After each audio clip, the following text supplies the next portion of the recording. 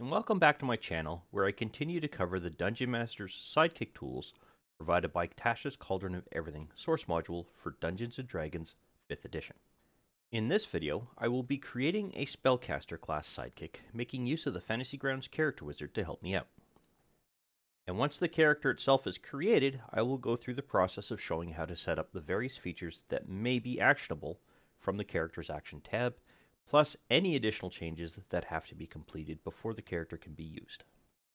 But just remember that this process can only be completed by a Dungeon Master when using Fantasy Grounds. Technically, though, it is possible for a player to create one using the physical copy of the book. So with that, let's begin the process of creating ourselves a Spellcaster Sidekick. The first thing to note is there's going to be several differences over the Expert class character in the sense that this one allows for spellcasting. It can use up to 5th level spells of the type of spellcasting category you wish to select. What do I mean by spellcasting category? Well, spellcaster is a generic term in this particular case. Spellcasting roles or categories come into play, so you can choose a mage, a healer, or a prodigy. The type of role that you choose will dictate what classification of spell that spellcaster will be able to make use of, as well as what their actual spellcasting ability is. However, unlike a standard player character, there is a limitation to how many spells a spellcaster will be able to know in this particular case, and that is dictated by the table listed here. It tells you how many cantrips your character is going to know, how many spells that particular character is going to know, and that's from levels 1 through to 5, and then at what level you gain access to a higher level spell slot. So in this case, they're fairly evenly dispersed throughout the actual leveling process. Now, if you as the Dungeon Master are going to be creating a character utilizing the custom Lineage features that were provided by Tasha's Cauldron of Everything, you need to enable the Players module, as that Lineage is not available within the Dungeon Master one. So you must load it before you can actually make use of the character wizard in creating your character. And with that, let's actually begin the process of creating our actual character.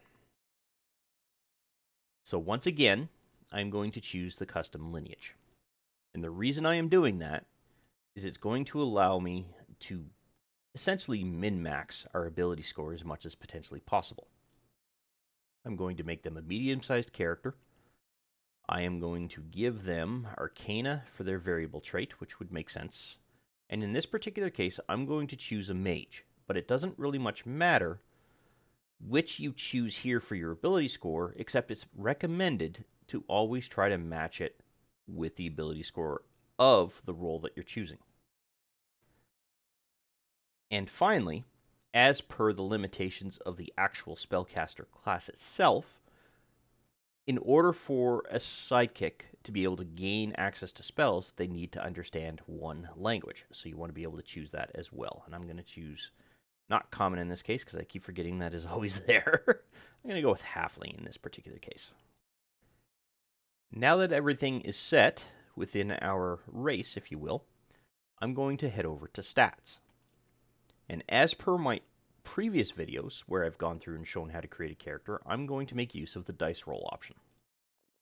And I'm making use of that because I prefer the randomness that I get through a dice roll versus any of the other options that 5th edition provides. That roll is a little on the low side, so to really max out the capabilities of this particular character, I'm going to come back when I have a roll that I am happy with. So I have finally gotten a roll that I'm relatively happy with here. It took me quite a few rolls. I'm going to move the 16 over to intelligence, and that'll give me an 18 for the starting attribute of this particular character. I'm going to bump up the constitution because anyone who knows spellcasting knows that your constitution score directly comes into play when it comes to making a concentration check. So I want to make sure that that is the higher of the remaining stats that I have here. And finally, I'm going to give dexterity a 13 as well. I probably should have, there we go. Let's move those back. just for the ability to potentially get a higher hit point range later on if I decide to add points to that during the ability score improvements. So with this, that's everything else is pretty much average. So with our stats and race set, I now have the option to choose the class. In this particular case, I'm choosing Spellcaster, mainly because that's the character I'm trying to create in this particular case. You will notice, though, we have not been given a requirement to select a role. I'm not sure if that's something that's going to kick off once we get out of the character wizard, or if it's even going to be required at all. I have yet to actually go through and run through this, as I'm trying to show you any potential issue that you might run into in the process of creating this particular character. But now that I have the Spellcaster selected, I can finally go to the background. In this particular case, the Sage would make the most sense, as it generally fits the best with most of the spellcasting capabilities, and as you can see, there is an error that has now cropped up here.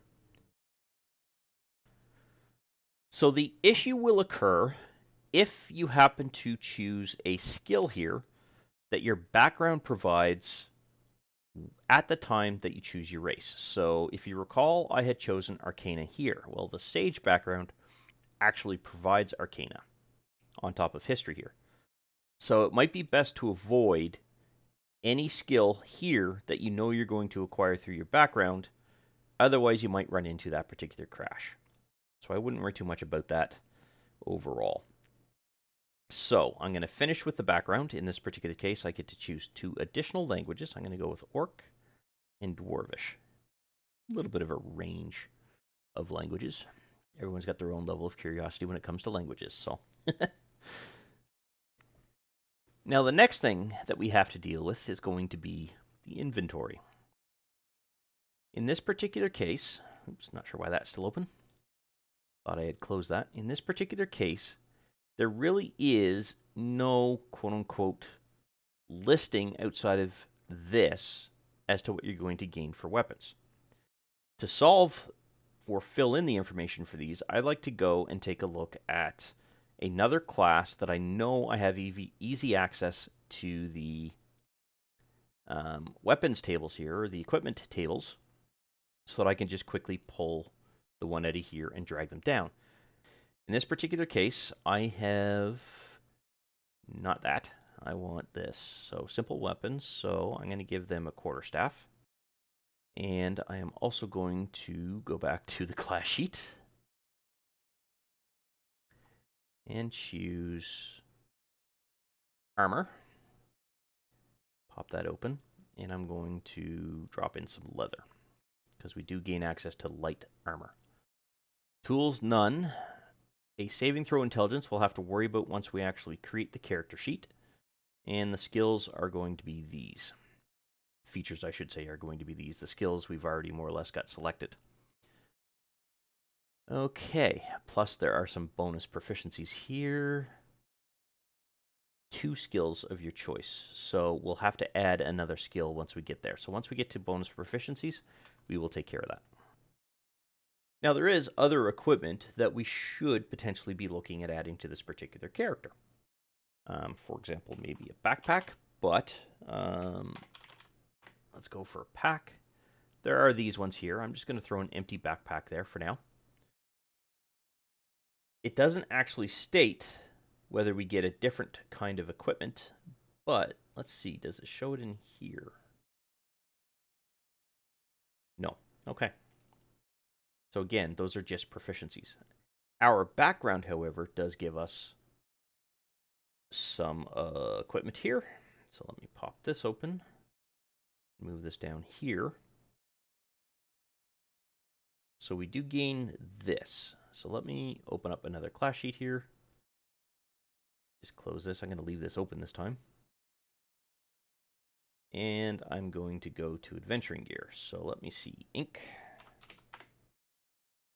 1 ounce bottle. Quill, which is just going to be a pen. Knife.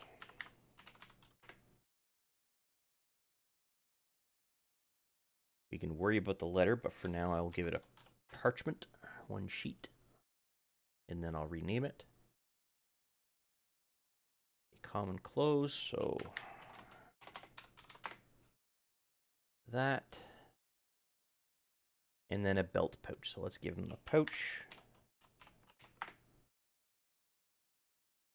And everything else I'm going to leave as is for the time being.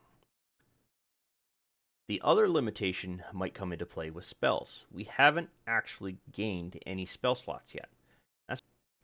However, we're not yet done. We still actually have to choose a feat. I keep forgetting that sidekicks do get the ability to choose a feat, and I don't know why the feat's flag to state that you should choose one goes away when you choose your class. I'm not entirely certain why that's the case. So let's see, what am I going to select?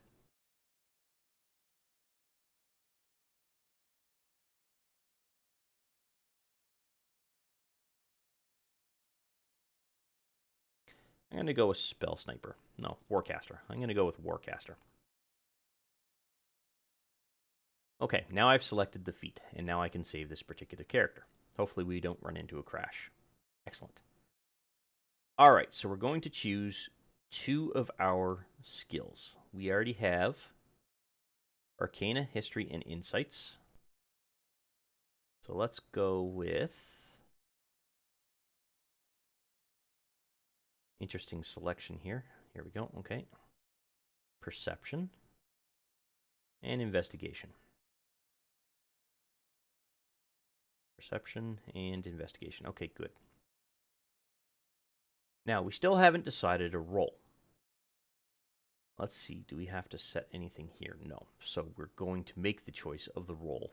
That looks like that is a manual choice, and that's perfectly fine. That is not a restriction of any kind.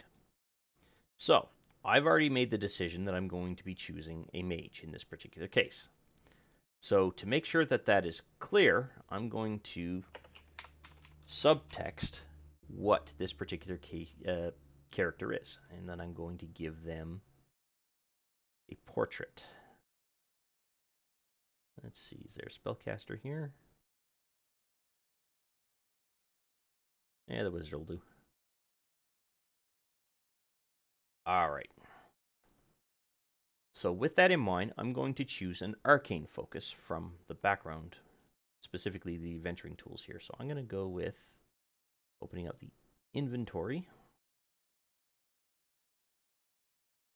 And I'll drop an orb into place. I'm also going to deal with the missing gold pieces. And I always like to make sure that the treasure entries are all set up and ready to go. Is there anything else? So we could rename this to give this a name and leave it at that for now. And that takes care of that. We also need to make sure we choose, we can close this now, choose our saving throw. So in this particular case, I'm going to go with intelligence as to what we're proficient in. And that should pretty much complete the initial setup for everything we have to adjust after creating the character, with the exception of our features and our spells. However, before I get to that, there is something newish, if you will. I'm not entirely certain if it existed prior, but I noticed this week that we now have a new feature on our Actions tab. And that is this right here, this Handedness functionality. And what this does is it allows you to take a weapon that has multiple use cases and change the number of hands you're using in order to wield it. And when you do so, it will automatically adjust the actual die roll that you need to do. A quarterstaff is a versatile weapon, which means that it can be handled as a one-handed weapon or as a two-handed weapon. The one-handed damage option shows up here. That's the default value. But whenever you set this to make use of the two-handedness, if you will, this is the damage that you will do. And that's the reason why this changed. Now, you can't necessarily use, well, I suppose you could, a quarterstaff in an offhand. You're going to run into potential issues unless you've gained the ability to do wield with no limitations whatsoever. So in this particular case, you can now just make a simple adjustment here. So before I continue, I'm going to go through and pop open all of the features that we are going to be gaining. Okay, that's at level 4. As our starting features. And then I'm going to cover each of them in detail so that we know exactly how to set up this particular character if there is an actionable item. So the first thing I'm going to go over is this researcher feature. That comes from our background. Unfortunately, this feature does not appear to get automatically added as part of the character build process, and that might be due to the way that the sidekicks function when you're utilizing the character wizard in creating them this way. I am going to also pop this open. But in this particular case, there's nothing we need to add to the Actions tab here. In fact, we can't even add this to the Actions tab. And that is because this is primarily a role-playing related feature, if you will. It gives you, or the Dungeon Master yourself, the ability to make this particular character determine if they have knowledge of lore or where they could potentially find information on that lore or arcane knowledge or whatever. So really, it's a way that a player could potentially go, hey, Dungeon Master, I need help. I don't know where to find this. Do I know anybody who does? That's what it comes down to. So we don't need that. And in fact, we are now done mostly with the Sage background. If you want, you could potentially roll on this particular table here to determine what your quote-unquote specialty is. That's entirely up to you.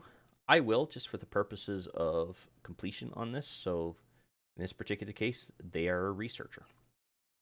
So I'm going to make a note of that, and in brackets, searcher specialization. And that completes the Sage background and any changes we need to make from that. So the next feature we're going to want to go over is this particular bonus proficiencies that we gain when we create the character. We've already covered a portion of this, but for the most part, I'm just going to go over this to review it. We want to make sure that we have our saving throw selected for our proficiency. In this case, I selected intelligence. Additionally, when we created this particular character, we were prompted to choose one of these particular skills. In fact, we were asked to select 2 of them, which we've already done. And finally, we've already dealt with the proficiencies themselves when it comes to the equipment. So we do have the ability to make use of light armor. We also have the ability to make use of simple or martial weapons in this particular case. So it is a humanoid, and if it is a humanoid, has a simple or martial weapon in the stat block. Okay, no, in this particular case, it gains access to simple weapons, which we've already taken care of. So we do not need to worry about anything else around setting up this bonus proficiencies process, because I've already shown how that is done. Now, before I get into spellcasting, I'm actually going to go over the Warcaster feat we have acquired through our racial trait. And this is simply because we have gained this when we selected the custom lineage, so we were able to acquire this feat right off. Well, let's go through and actually set up the first portion of this bullet point here when it comes to actually saving on a Constitution saving throw specific to a concentration check. So first we want to create a new grouping called feat. Then we want to add an effect to it. The name will be Warcaster, semicolon, ADV, SAV, colon, and we don't want to put Constitution here. We want to put concentration. And this creates a special capability when it comes to this particular advantage roll. And what I mean by that is that this effect, when it is applied to your character, and it's always going to be there, so the first second you're dropped into an actual combat tracker, you're going to want to activate this particular effect. The benefit for you is that any time you are concentrating on a spell and a concentration saving throw is required, this will kick in and automatically roll advantage. Let's see how this actually works once we finish setting this up. It's going to be on you, it is not going to expire, and we never have to set it to expend because it's always there. I will show you how this works once we go through and check the rest of these to see if they also need something to be set up here. So this next bullet point literally just tells you that even while you're holding a weapon or a shield, you can now make use of the semantic component of a particular spell. The semantic component is you moving your hands around in specific patterns, or your entire body if it's one of the spell casting capabilities that requires like a full dance, in order for you to actually cast that particular spell. Because there's a verbal, there's a semantic, and a material component that comes into play. The semantic is your inflections, if you will, when you're casting that particular spell. You can now do so with weapons in hand. The third bullet point provided on this Warcaster feat information sheet is where one of the few times when the ability to cast a spell during an attack of opportunity is explicitly stated as an option. And with this, you now have the ability to cast a spell that takes one action for its casting time and can be set to explicitly target that particular character. For example, you would not be able to use Burning Hands, but you could potentially use Magic Missile. Even though Magic Missile, I do believe you could theoretically set each missile up to go to different targets. But generally, you're looking at a focused type of spell attack. Mel's Acid Arrow would be a good example. Another good example. But there's nothing else we need to set up when it comes to the Warcaster feat. So let's go through the process of demonstrating how a concentration check now works for the Warcaster feature. So I have gone ahead and set up my combat tracker here. Some of these you will remember. Ugh.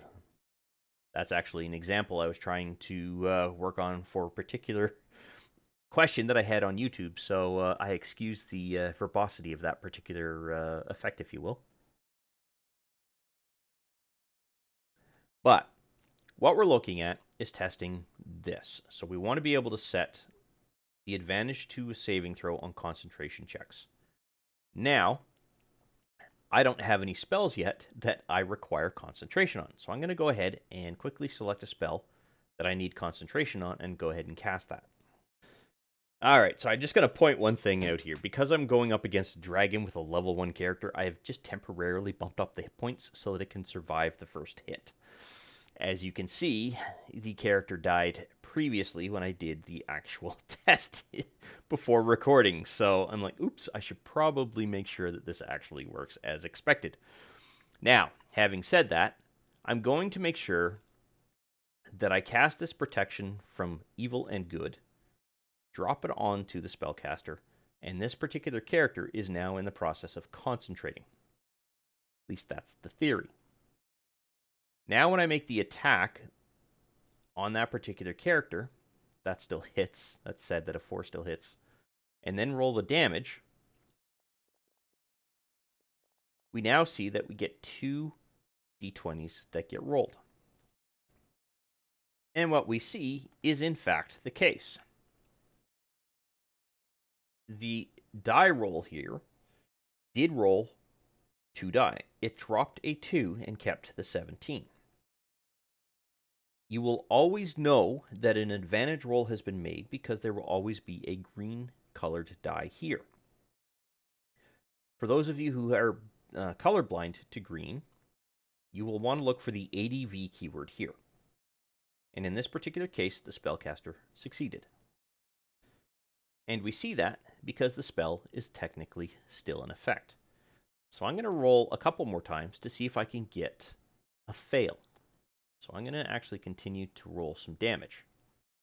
I've already technically hit, but it's the damage I'm trying to test here. It'll be very, very difficult to actually trigger a failure in this particular case. Now, this is actually going to kill the character. Oh my.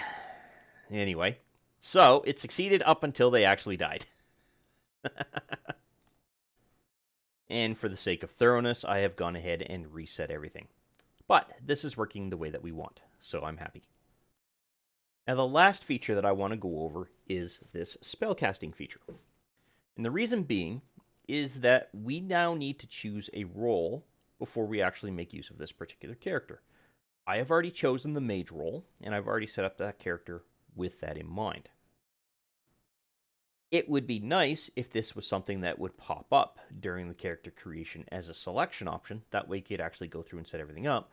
But unfortunately, that's not the case. So right now it's a manual process, even within Fantasy Grounds. And that's fine. As a starting character, every sidekick will know 2 cantrips and 1 first level spell of their choice, essentially our choice, based on the spell list that we have to match up against here, which in this case is the wizard spell list. So, with that in mind, I'm going to quickly close this. I don't need that open anymore. I'm going to remove this particular spell because that was just there for testing.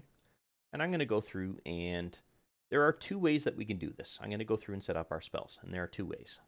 I can go to the actual spells list here and select the source category being wizard, excuse me, as well as the level, including cantrips. So 0 is cantrips, and anything higher than that is an actual level. So I'm going to choose Firebolt. And let's go with Mage Hand. And then I'm going to select this to level 1. And Magic Missile. And that sets everything up for this particular character.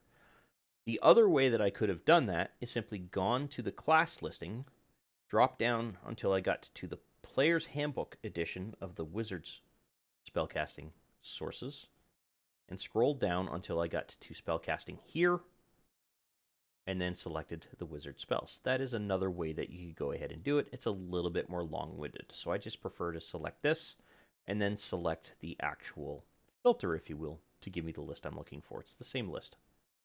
In this particular case, that's the cantrip, so if we scroll up, we should see essentially the same list, and we do. There is one last thing that we need to deal with before we can consider this character totally set up, and that is to make sure that our spells and spell groups are going to be using our ability that we have set as our selection. So because this character is a mage, the ability score that will get used for doing damage, diecast rolls, attacks, things like that, is going to be our intelligence score. So any spell we cast that's going to trigger a saving throw, an attack roll, or any damage bonuses that we want to look for has to make use of our intelligence ability scores. To do that, we simply modify the group associated with the spell. And you will notice that right now, this group and this group are the same. So if you click here, you get the exact same group. If you click here, you get the exact same group. Spells work a little bit differently than power groups in that they are linked groups to a certain degree. All we have to do is adjust this ability value here to our intelligence one. Now, if you're creating a healer, you're going to want to set it to wisdom. And if you're creating a prodigy, you're going to want to set that to charisma. And this will link all of the changes across all of our spell groups. It will not affect any other group that we set up. So you can see here it's not set. And that's perfectly fine. We don't need to set that up for the Warcaster. But this now completes everything that we need to deal with when it comes to configuring our spells. And at this point, this particular character is ready to go.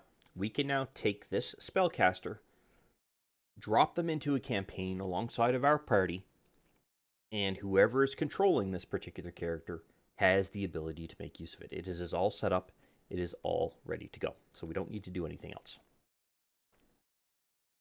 In the next video, I will go through and begin the process of leveling this character up and explain all of the features that we gain, as well as go through the process of adding our spells, explain what happens when we increase our proficiency bonuses here, and in general try to level the character all the way up through to level 20 in one video if possible, but it might be two depending on how long it takes to go through this. Beyond that, I hope you enjoyed this particular video. I hope you found it informative and useful to you, and I look forward to seeing you in the next one. Thank you. I wish to thank you for taking the time to watch this particular video. I hope you found it informative and useful to familiarizing yourself with Fantasy Grounds in general, and that you had fun in the process. If you found the video useful and you liked the content of the particular video, go ahead and click that like button to let me know. And if you have any questions specific to the topic covered by this particular video, or just have some comments in general, please feel free to post something in the comments section, and I will do my best to respond to any questions that are asked. Additionally, I do release content quite regularly, and it's generally specific to Fantasy Grounds or 5th edition Dungeons & Dragons at this time. So if you'd like to be notified when new videos come out, go ahead and subscribe and click the notification bell to ensure that notification is sent to you when I release a new video.